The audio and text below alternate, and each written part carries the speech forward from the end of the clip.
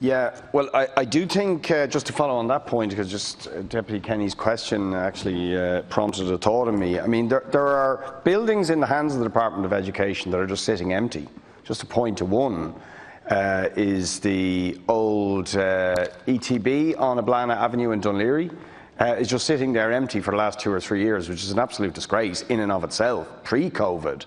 But in a situation where we have a desperate need to space, somebody should be sent in, workers should be sent in to refurbish that building to be made available for education, whether third level or second level, as a matter of urgency. And to be honest, in every locality we should be looking at empty buildings that could be potentially available to give us the extra space we're going to need for both primary, secondary and third level education. So just to make that point to the Minister.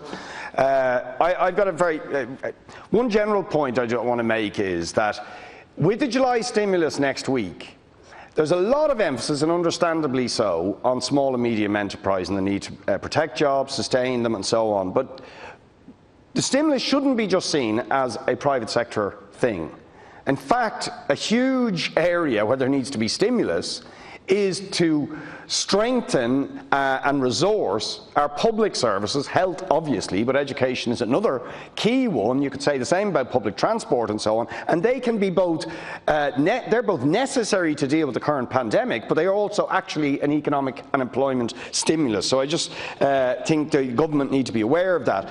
My specific question though to Minister Harris in particular is on the question of many third level students are facing blended learning. Where they're being told they'll only be doing 1 day of lectures and then 4 days online. And they are saying, given that that is the case, why should they be paying €3,000 in fees or €6,000 if they're doing a master's? That it's simply not justified. In my opinion, those registration fees, which are some of the highest in Europe, aren't justified at all, even pre-COVID. But how does the Minister respond to the call of students to say those fees should be dramatically reduced or indeed abolished, given the diminished lecture hours that students will be doing? Thank you, Deputy. On Tara. To Deputy Boyd Barrett, and firstly just to say in relation to the July stimulus, I agree it very much has to be two-sided, if you like. One side obviously about economic stimulus, but also another about the individual citizen in our country and how we can help them.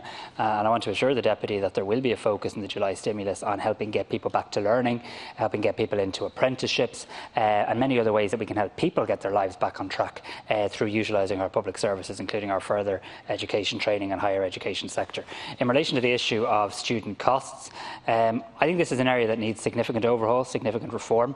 The programme for government makes very clear commitments to not increasing the costs. I see Deputy Gannon looked for me to confirm that earlier today. I'm happy to do that. And I do want to look at how we can better support students. My first priority, though, my absolute first priority between now and September is getting colleges back up and running, getting students back into learning, and then we'll obviously have the budgetary process where we can look at the opportunity of how we can further address the costs facing students and the student supports that we have in place.